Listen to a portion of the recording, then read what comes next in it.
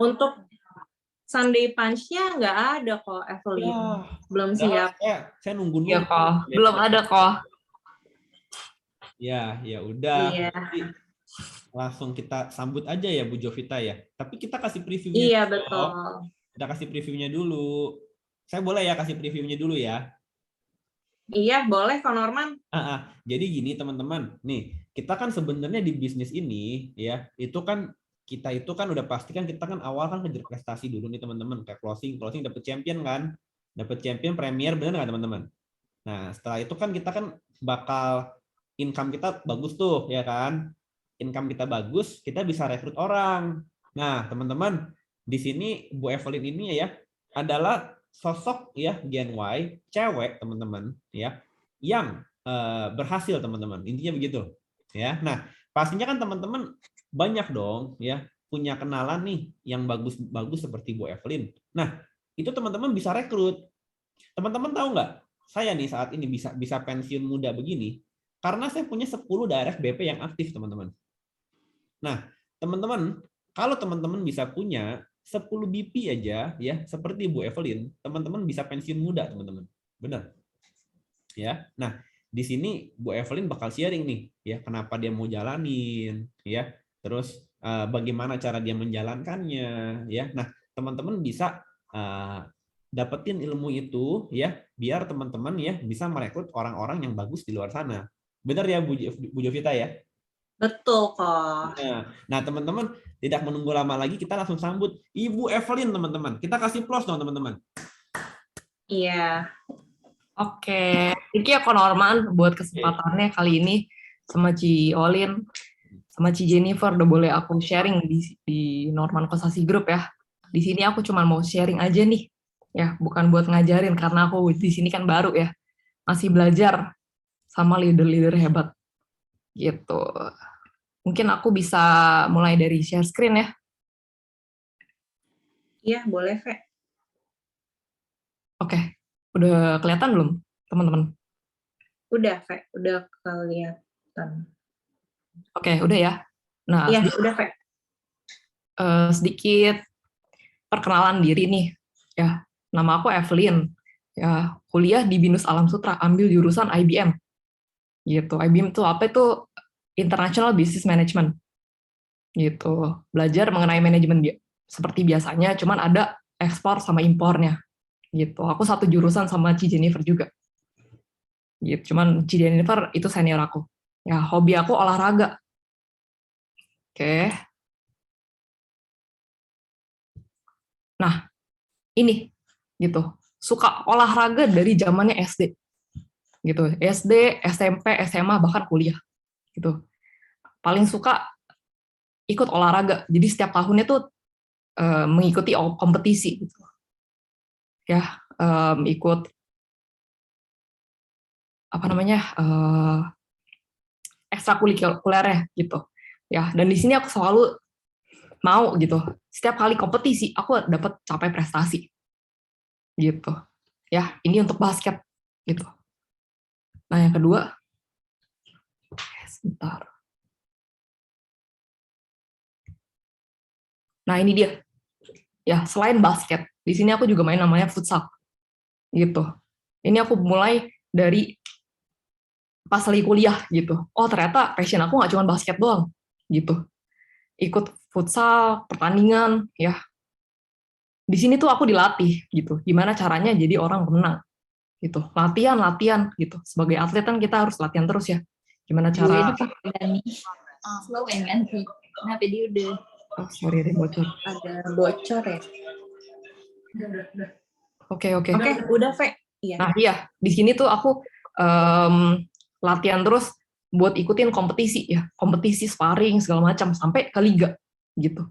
Aku ikut yang antar universitas sampai bahkan nasional gitu. Ya, di sini aku berjuang lah. Ya. Nah, next. Oke, nah ngomongin tadi hobi. Ya, sekarang ngomongin background keluarga.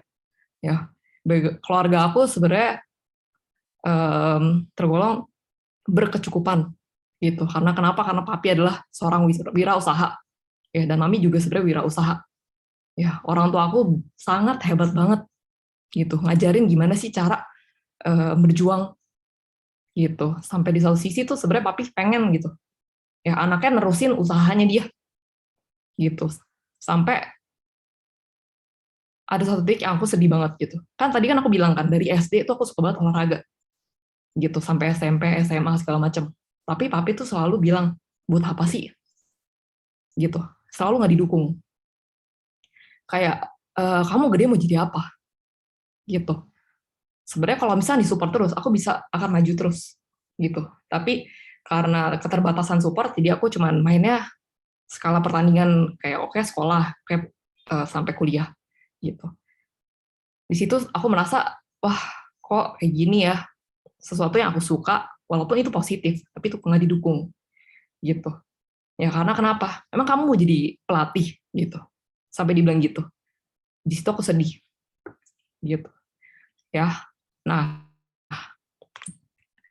next. Nah ini dia. Ya aku anak kedua dari 3 bersaudara gitu. Ini adalah saudara-saudara aku, Ko Andrew sama Stephen gitu. Aku sayang banget sama mereka gitu.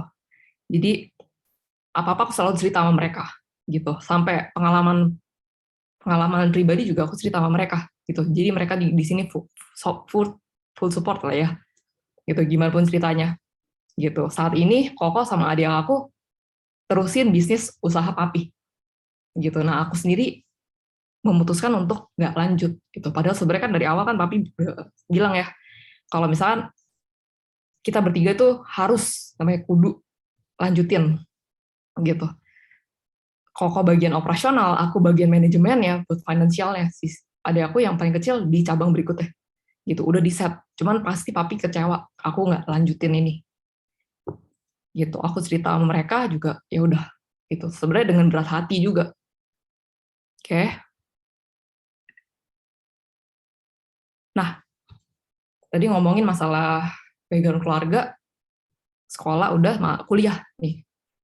Aku kuliah itu apa ya? Ambil perkuliahan yang sederhana gitu, yang gampang lah di BINUS gitu.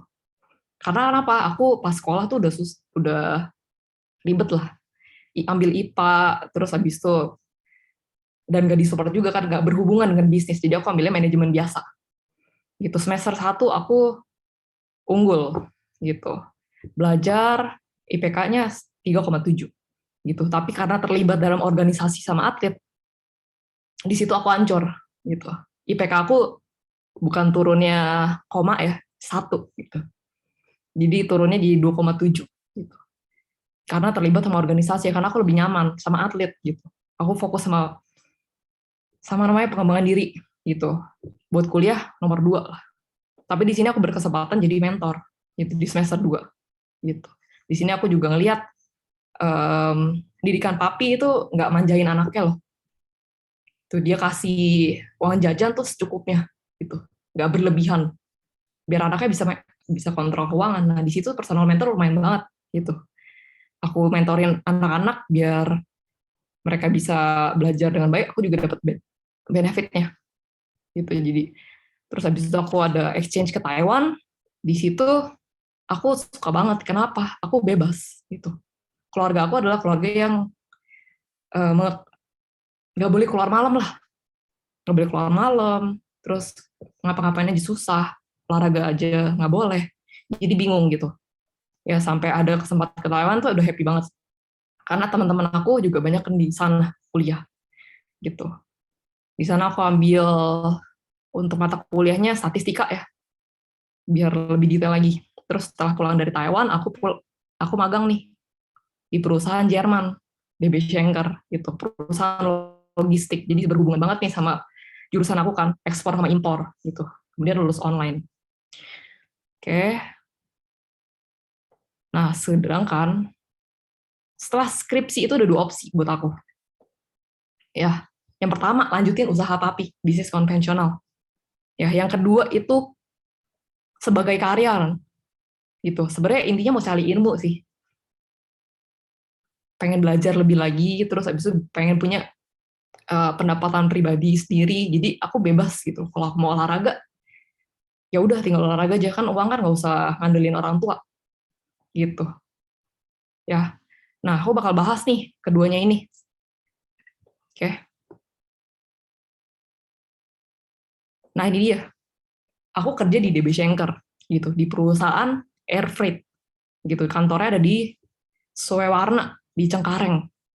Ya, aku di sini apa ya? Bergaul dengan semua karyawannya gitu. Jadi semua orang tahu aku. Gitu. Nah, job desk-nya apa aja ini?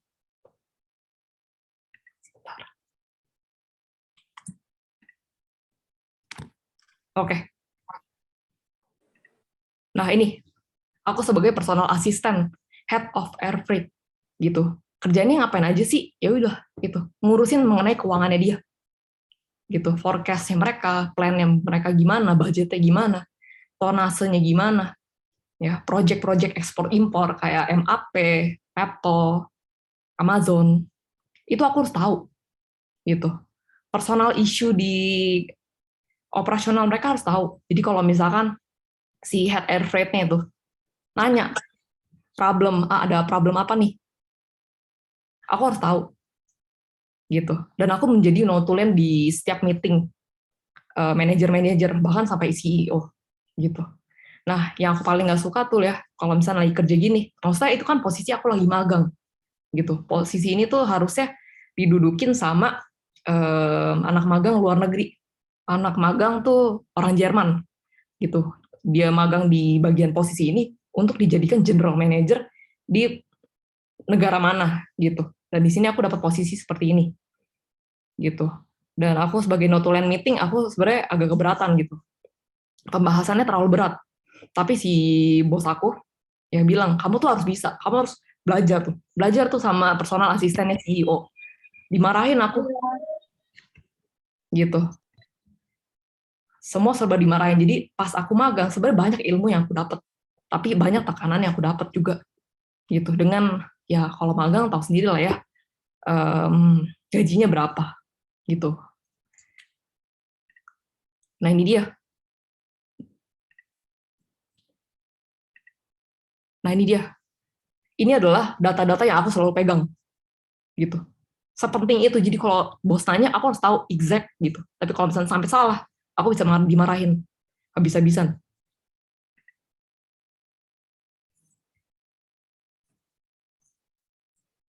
Sebentar. Nah, itu data-datanya.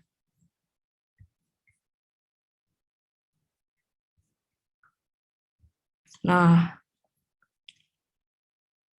ini adalah, nah salah satu privilege aku buat magang di sini adalah aku kenal hal namanya manajer-manajer, ya manajer financing, sama CEO, personal assistant, gitu. Kenalan aku luas, sehingga pas aku udah selesai proses magang, itu tuh aku diajak lagi, ayo kerja di sini, gitu. Sama personal assistant itu deket banget, ya sampai ditanya, ayo dong kamu kerja lagi di sini, ya sebagai apa? Sebagai finance, gitu. Cuman di satu sisi ya, pas perpindahan antara aku mau keluar dan orang itu mau masuk, posisi itu aku yang ngajarin kan, itu aku dimarahin sama bos aku karena aku salah rekrut, aku salah seleksi. Jadi dari HRD itu ngasih CV ke aku, ya CV orang keren, ya orang-orang S2, ya dari ITB, IPB segala macam, ya yang cum laude itu aku yang seleksi, gitu. Aku seleksi, aku kasih tes, kalau mereka valid, aku training, gitu buat perpindahannya itu. Dan satu sisi aku ada salah ngerekrut, salah training gitu. Aku bilang ke bosnya, sorry banget nih sir, ya ini aku salah. Kalau misalkan dilanjutin terus, ini orang bakal nyusahin kamu gitu, nyusahin bapak gitu. Terus dia marah gitu, karena aku putusin sepihak. Aku bilang ke orangnya, sorry kak, kayaknya kakak nggak bisa lanjut gitu. Kalau misalnya kakak ambil nanti kakak kasihan lah, kakak di tempat lain aja, di posisi lain aja. Gitu. Aku dibilang, kamu siapa? Berani ngomong kayak gitu? Panggil tuh orang. Gitu. Besok, aduh aku deg-degan banget. Gitu, dipanggil. Udah dimarahin. Ya malam-malam ditelepon. Ya aku bingung dong. aku telepon HRD gitu, Kak ini tolong dong ini bosnya kok kayak begini, maksudnya bapaknya kok kayak begini ya, ini bener-bener gak diangkat sama sekali gitu. Jadi dia ninggalin aku dengan posisi ditelepon kayak diteror gitu ya, diteleponin terus gitu sama si bosnya. Kamu nih gimana besok ketemu gitu. Waduh, udah gak ada yang nolong. Ya, tekanan banget, gak enak gitu. Itu aku terima sendiri gitu. Aku lihat kalau misalkan kerja kantoran kok kayak gini amat ya. Ya emang kalau misalnya di offer aku di bagian finance itu di bidang lain, itu di beda orang, cuman kayaknya environment-nya nggak asik ya. Nah, aku mutusin tuh, ya kalau misalkan kantoran kayaknya enggak deh. Oke, nah lanjut nih, kita ngomongin ke bisnis konvensional. Gitu. Pertama, ya bisnis harus seperti apa sih yang harus membesar gitu. Kita harus perhatiin produknya. Ya, di sini produk kita harus tahu apa yang kita mau jual. Ya, kalau misalnya udah tahu produknya apa, kita harus tahu nih proses produksi kayak gimana, biayanya kayak gimana nih produksinya. Ya harus tahu dari A sampai Z kayak gimana, perpindahannya kayak gimana. Ya, sedangkan ya dalam halnya memproduksi barang, ya itu ada namanya kegagalan, itu defect. Gitu. Ini salah satu materi yang aku ambil juga buat skripsi aku tentang produksi. Gitu. Kategori bagus untuk kegagalan dalam produksi itu ada 2%. 2% loh. Ya, tapi kalau misalnya sampai udah capai 5%, itu adalah bahaya gitu. Perlu ekstra perhatian gitu. Sedangkan barang cacat itu adalah barang yang akan dibuang atau mesti perlu proses ulang. Gitu. Jadi masalah produk kita harus nggak main-main. Ya. Oke. Itu produk. Kedua, market. Ya. Di setiap bisnis pasti harus tahu marketnya gimana, segmennya kayak gimana sih. Gitu. Kalau misalnya kita jualan produksi bakmi, pasti kita tahu, oh target market kita tuh pecinta bakmi, gitu. Udah, itu doang. Gitu. Jadi kita bisnis harus tahu marketnya gimana. Oke. Berikutnya, modal. Oke. Mau produksi banyak itu butuh modal loh. Ya, kita tahu ya kalau modal tuh dapat dari mana aja. Ada 3. Ada dari orang tua, investor, sama bank. Ya, di mana dari ketiga ini kita harus balikin. Ya, penting banget. Gimana kalau sampai nggak BEP gitu? Gimana sampai rugi? Itu kan kita harus tanggung jawab. Ya, oke. 2. Yang berikutnya adalah sistem. Sistem ini paling mahal. Ya, mahal banget. Apa? Contohnya? Contoh salah satu, cek stok gitu. Stok barang sama stok yang ada di komputer itu harus sama. Bener ya? Biar bagus. Tapi kenyataannya tuh paling susah di situ. Pasti ada selisih. Ya, sedangkan kalau selisih artinya apa? Bisa rugi ya. Terus itu dari sisi stoknya doang. Dari keuangan harus pantau. Gitu, cash flow-nya gimana nih? Integrasi datanya nih gimana nih? Ya. Oke. Setelah sistem, aturan. Ya, aturan kita harus bikin tuh. Ya, harus jelas untuk karyawan. Ya, 9 to 5, terus kalau misalkan dia ada sakit gimana, terus kalau misalkan ada problem gimana, harus jelas. Apalagi kalau misalkan bisnisnya papi tuh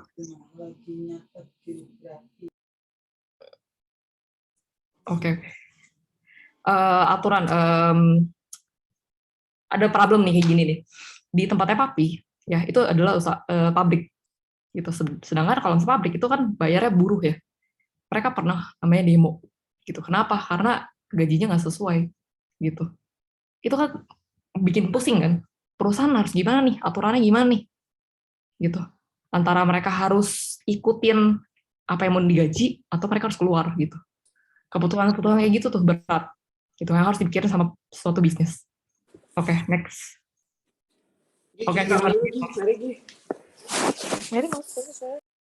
Oke, human resource ya. Nah, itu kita perlu namanya tahu orang-orang yang kita pekerjaan itu siapa. Ya, ada 2, profesional sama buruh. Oke, yang buruh itu kita harus tahu ya, kita emang gaji murah, cuma kita nggak tahu kualitasnya mereka kayak gimana. Gitu. Susah banget ngomong sama buruh. Baru ngomong dikit udah lupa dia. Waduh. Pusing banget. Nah, yang kedua, profesional, itu kita harus tahu. Kita harus bayar mahal loh. Mereka memegang suatu kewajiban berat, kita harus tahu kita harus bayar berapa gitu. Dan loyalitas mereka gimana gitu. Oke, next. Cash flow ya. Cash flow itu juga penting banget. Ya, stok mati itu PR banget. Ya.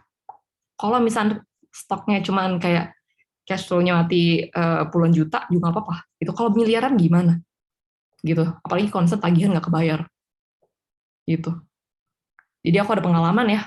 Maksudnya aku ngerjain bisnis. Bukan aku ding, maksudnya ada bisnis. Ya, proyeknya udah selesai. Gitu. Udah dipasang semuanya. Tapi nggak bisa nagih. Gitu. Harus selesaiin itu namanya dokumen-dokumen. Gitu. Lama banget, bertahun-tahun. Itu apa ya? Kan mesti putar terus ya uang tuh.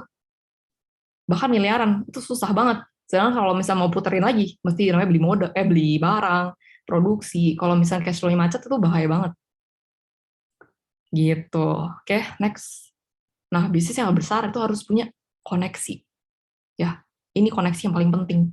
Gitu, mau koneksi orang dalam, mau koneksi supplier mana, itu kita harus tahu. Gitu, untuk beli barangnya. Oke, next, Ci. Next.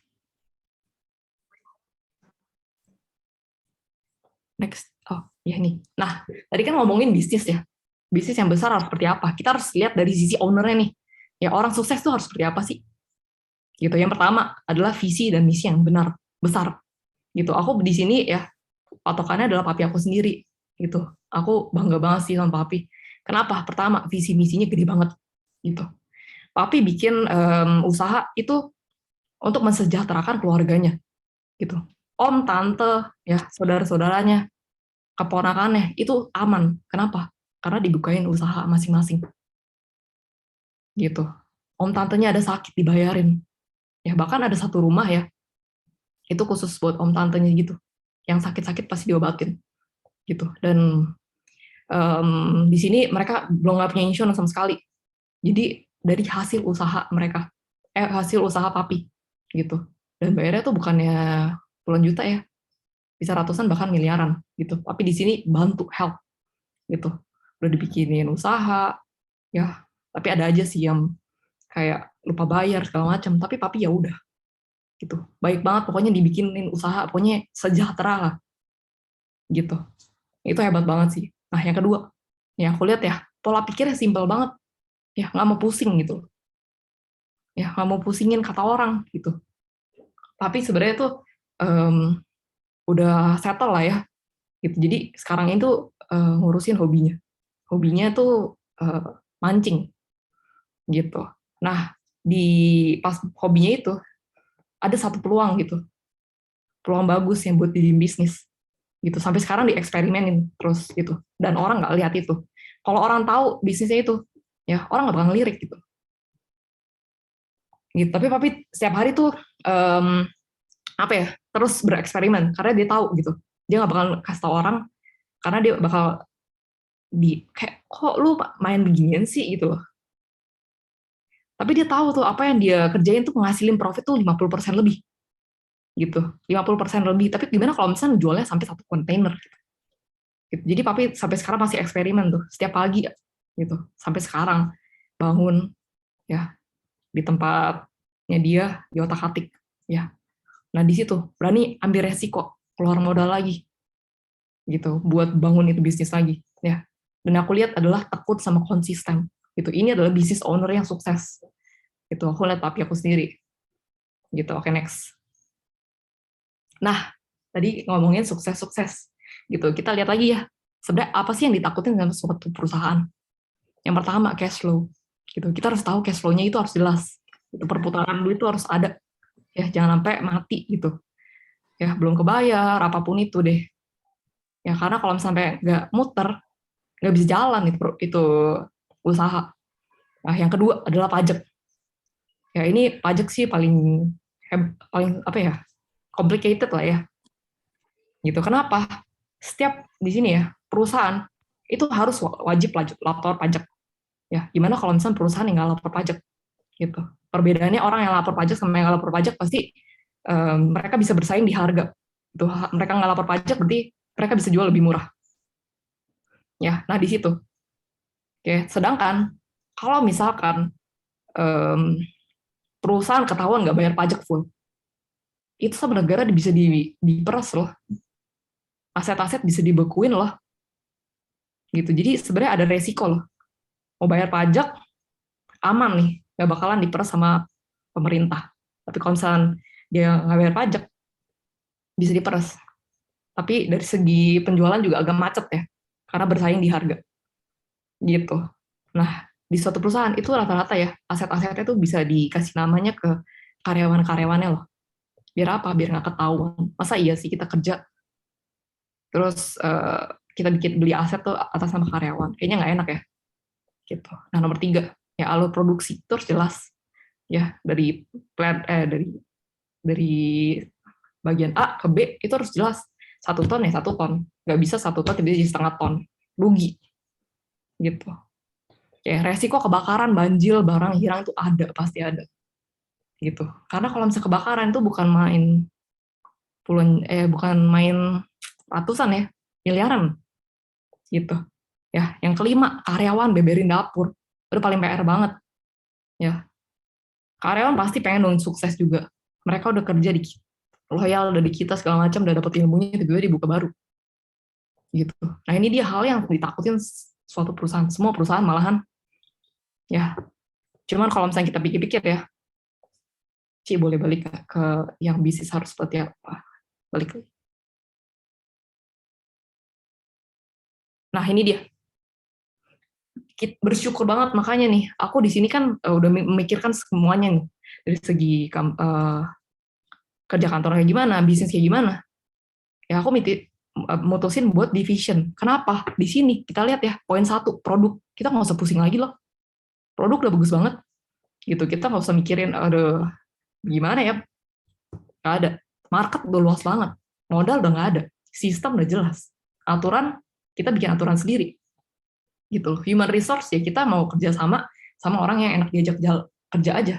Kalau nggak enak ya udah. Gitu. Nggak usah pusingin, nggak usah gaji mereka. Ya cash flow lancar. Ya setiap komisi datang kita langsung terima.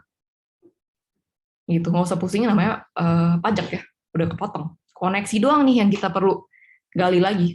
Gitu. Jadi kalau misalnya bisnis konvensional mesti ngurusin 1-8, kita cuma ngurusin nomor 8 doang.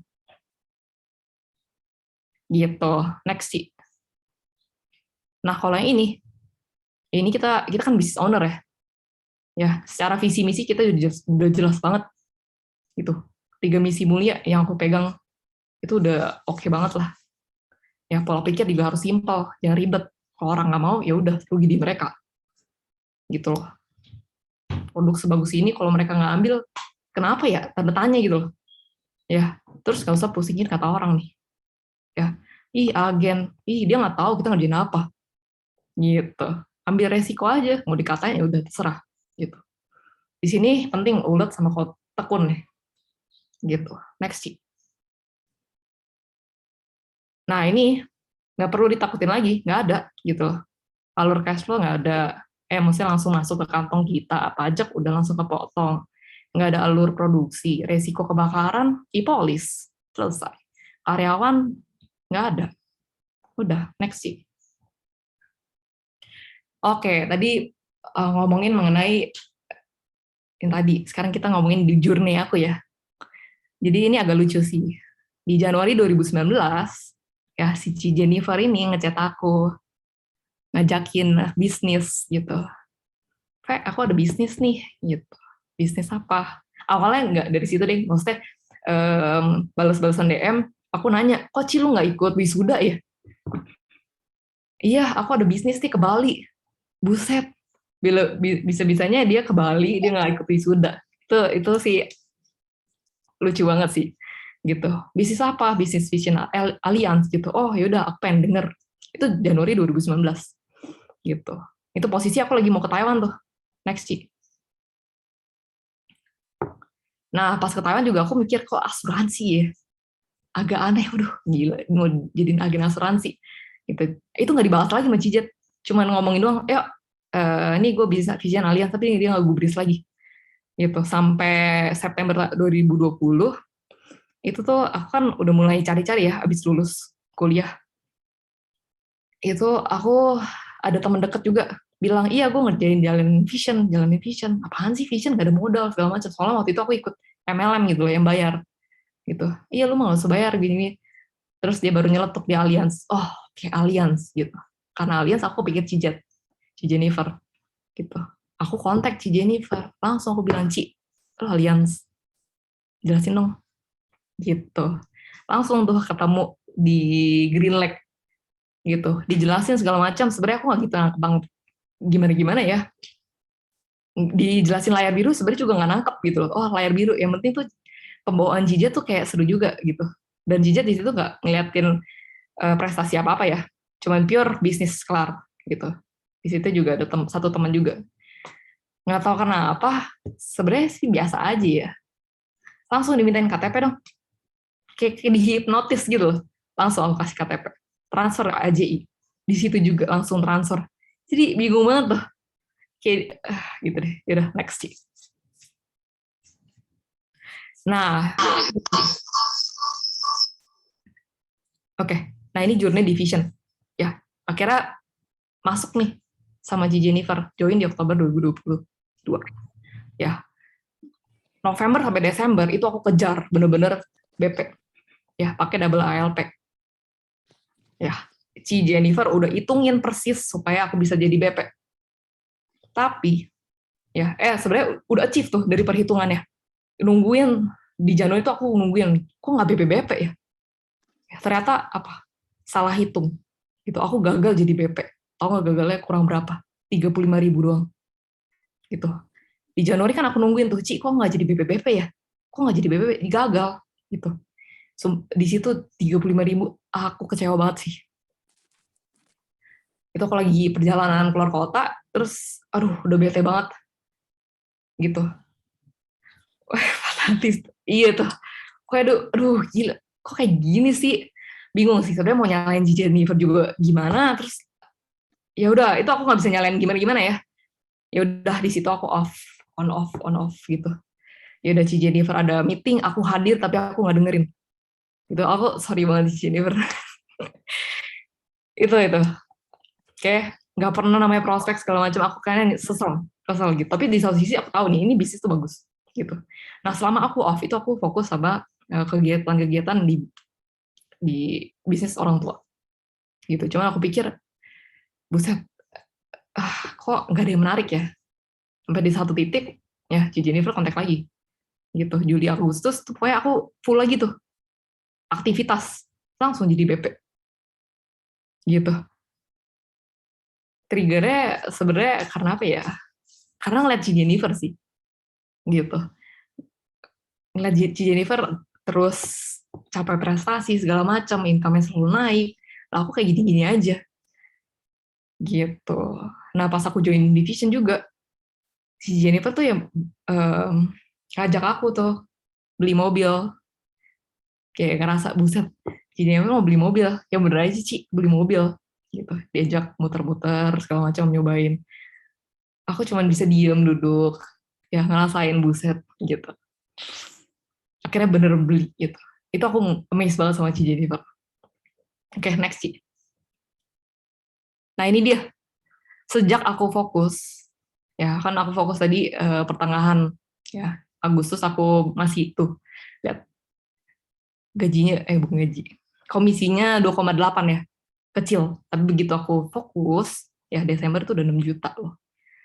Ini masih kecil, maaf banget, masih kecil banget.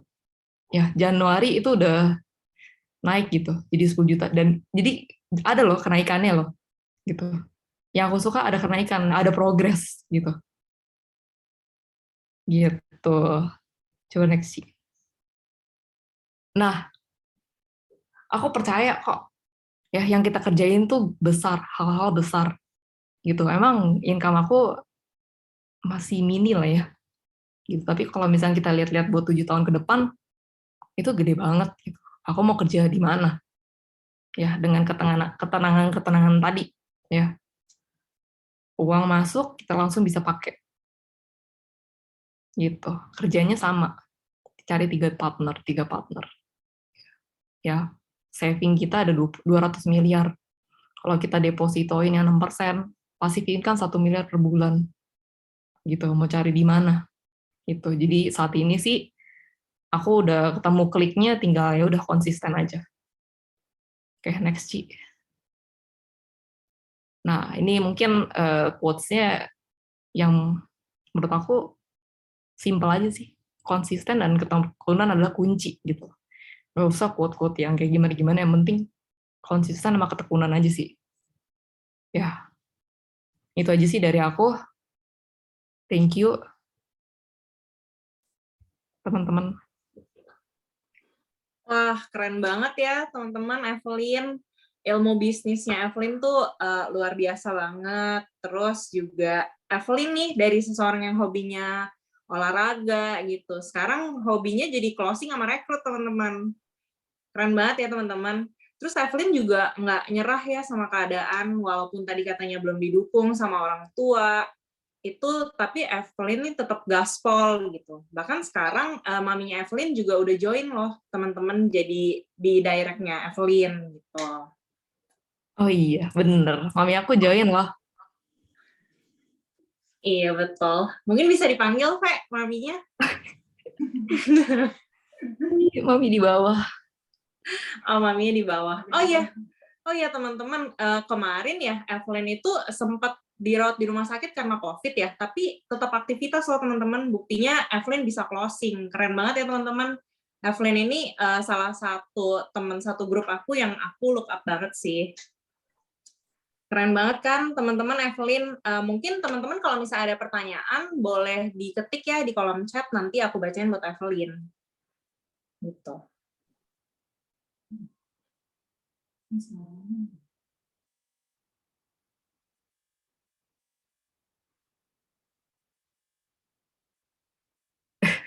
Sakit banget, Mam.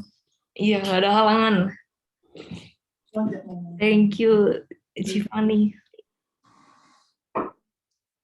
Keren banget ya, Fe. Mungkin ada yang mau nanya.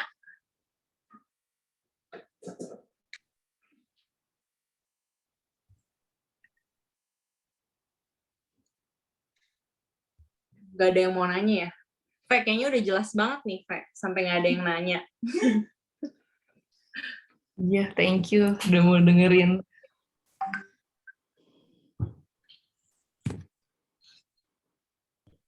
Mantep banget nih. Fe, ada pertanyaan nih, Fe. Aku bacain ya. Dari Kak Shinta. Evelyn sekarang sudah punya tim BI berapa orang, Fe? BI ada 7. BI-nya ada 7. BP-nya 1, BI-nya 6. Oke, BP-nya 1, BI-nya 6. Terus ada pertanyaan lagi, Fe. Evelyn dapat closing-an dari mana aja? Oke. Kita ngomongin Kalian yang nih, pertama. Fe, cari prospekan sama BI dari mana? Oke. Jadi gini. Kan awal aku udah capai setengah dulu ya. Di awal-awal pas mau double ALP itu dari keluarga tuh. Aku jelasin segala macam closing. Terus yang berikutnya itu aku dari temannya Mami gitu. Aku datengin, tante ini kayak gini-gini bagus ya. Aku sempat dimarahin juga sih. Ini dibuka polis lama banget nih. Saya mah ambil karena kasihan sama kamu. Waduh, itu amat. Terus habis itu aku tetap jalin hubungan gitu. Aku datang ke rumahnya, aku bantu edit video. Dia suka line dance, dia suka hasilnya. Terus ya udah dia ambil lagi produk sama aku. Itu sekarang sih jadi teman dekat gitu. Ya dari teman-teman Mami sih. Itu aku beraniin aja. Walaupun awal-awal Mami juga bilang, aduh, jangan. Ya.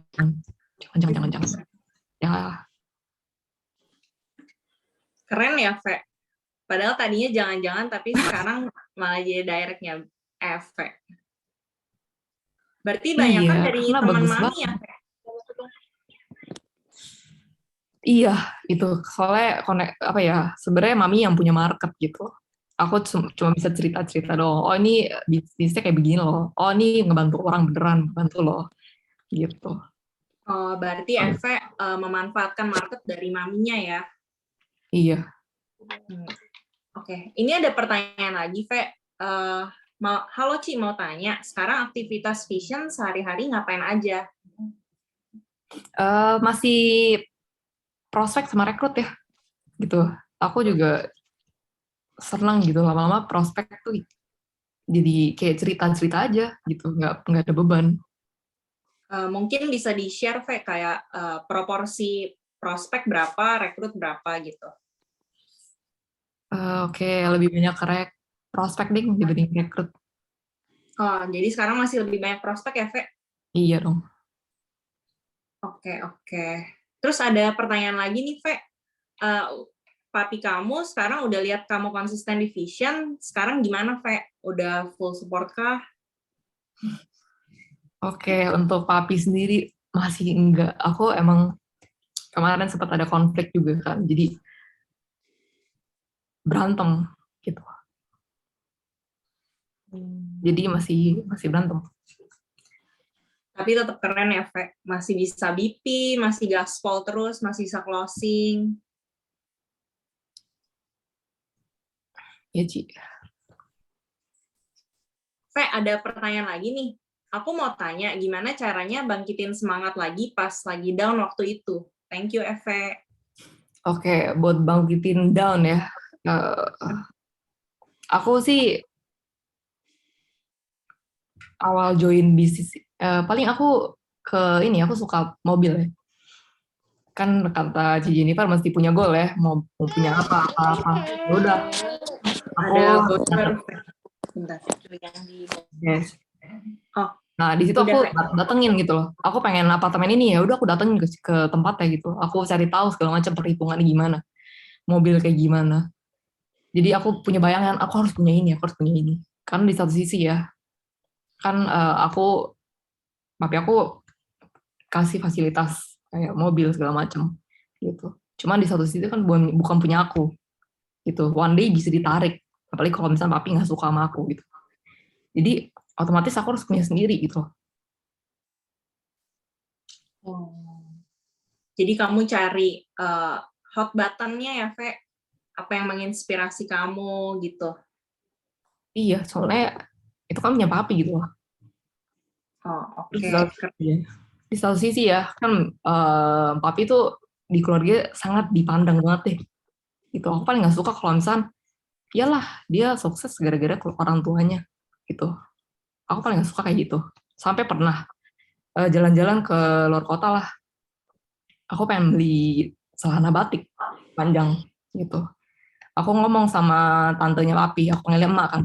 Iya, aku pengen beli ini, cuman kok nggak ada ya. Yaudah nanti mak beliin gitu. Tapi dia langsung bilang gini nih, ingat kamu nggak boleh ganti gitu. Mak balas budi sama papi. Aku sampai kayak, aduh kok masalah celana sampai perlu kayak balas budi ya. Maksudnya segitunya gitu loh. Aku nggak suka.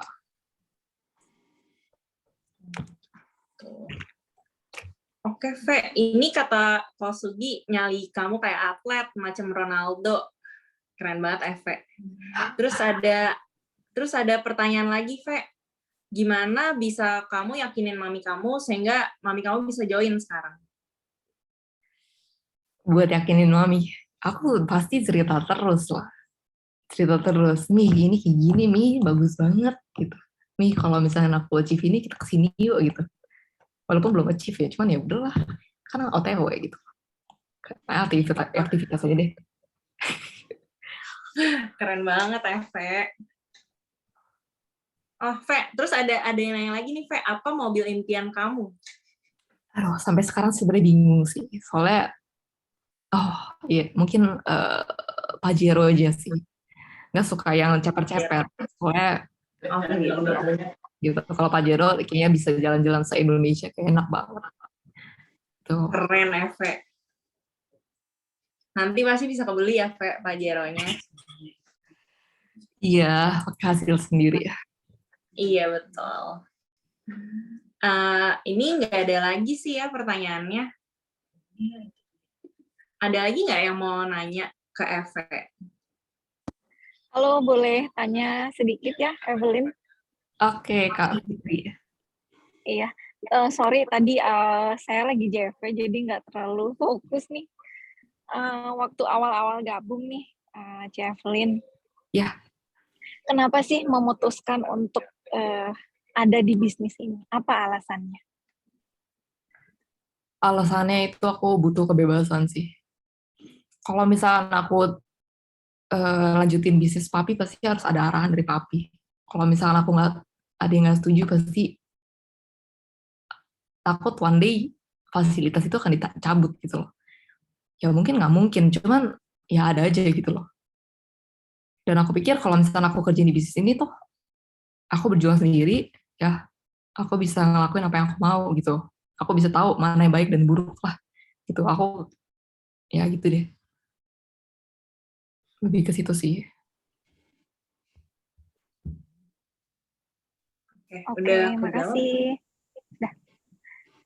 Oke. Ve, terus ada pertanyaan lagi nih, Ve. Ve, ada nggak yang teman atletnya sekarang udah jadi nasabah atau partner? Ada dong. Justru aku rekrutnya teman-teman basket gitu. Ada juga di nasabah. Keren. Ve, kata Kosugi, nggak usah bingung-bingung yuk pilih mobil, kita beli showroomnya aja. Oke, siap-siap. Itu nanti aja. Gampang. Diatur.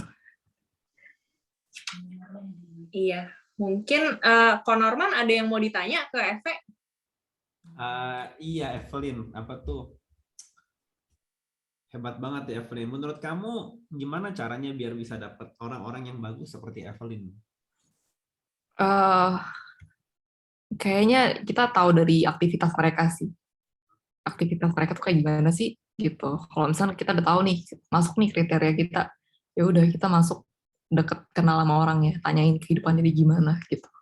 Aku juga kan ngerekrut teman-teman aku juga pilih-pilih ya, kalau nggak pusing juga. Aku tahu nih kualitasnya bagus, dia ngasih kerja gitu. Ya aku tanya aja gimana aktivitasnya. Dia sampai cerita, sampai curhat gitu. Iya nih, gue lagi hamil muda, sampai kena psikis segala macem.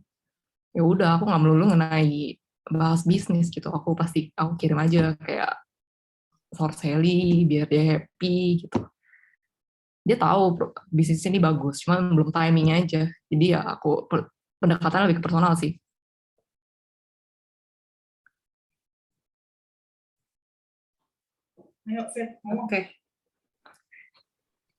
Oke. Masih ada yang mau nanya kah? Atau mungkin Ko Norman mau nambahin? Iya, Evelyn. Tuh teman-teman ya.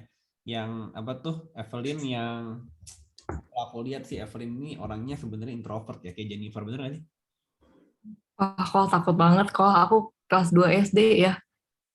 Diajak ngobrol nih sama guru native. How are you? Mata aku berbinar-binar. Kok bisa nangis gitu.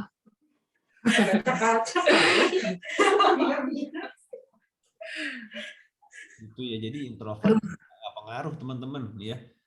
Justru apa tuh kita lihat Evelyn malah berprestasi teman-teman. Yang saya tambahin ya apa tuh teman-teman ya, tetap semangat aja ya seperti yang Ibu Evelyn tadi briefing ya, benar ya teman-teman ya, konsisten, rajin. Ya udah, aku sih kagum nih sama Evelyn. Boleh kasih atau ada lagi yang nanya?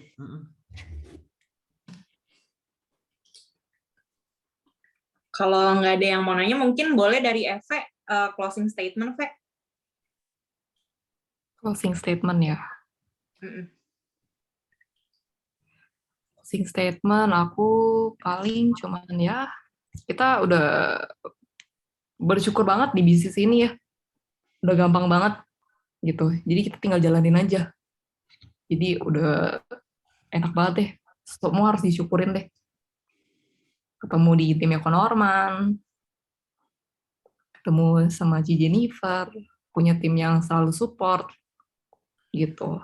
Di sini kan kita apa ya, kolaborasi lah ya, kasih info satu sama yang lain. Kalau di tempat lain mana ada boro-boro gitu. Jadi bersyukur aja deh. Ve, ada yang nanya nih, Eve sekarang kesehariannya gimana? Rekrut siapa aja?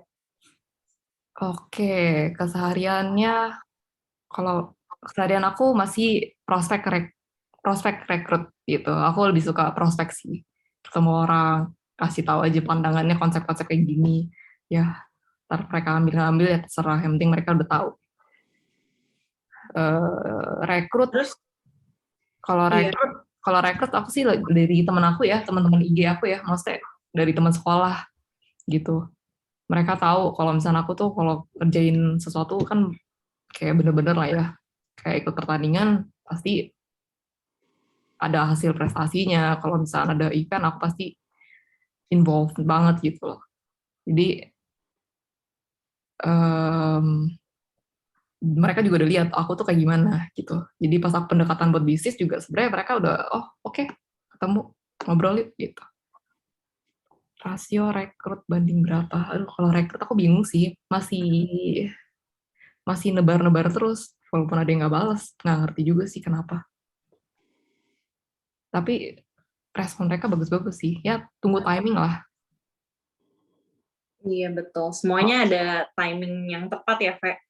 Iya, kalau dipaksa juga, nih kalau misalnya dipikir-pikir ya, kan aku join tuh kapan ya? November ya? September ya, Ve.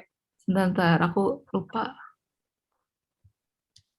Nah, Oktober 2020. Bayangin ya, punya BE dari Oktober ya, baru promosi BP September, canda.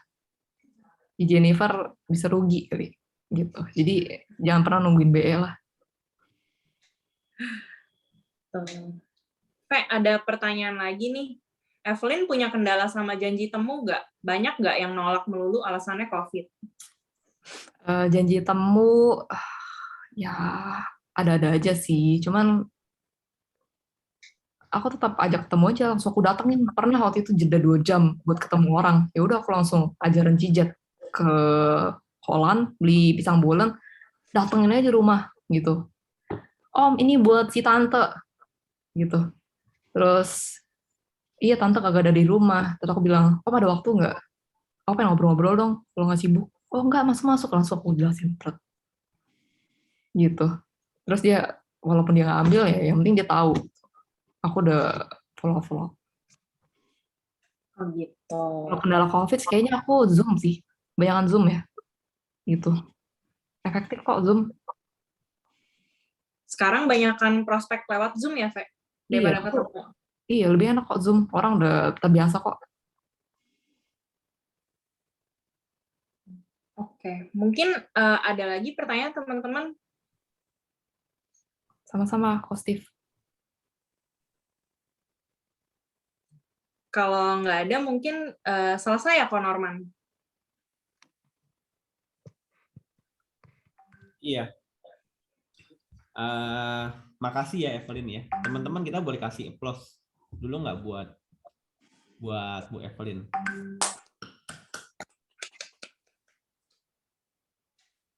Sama-sama.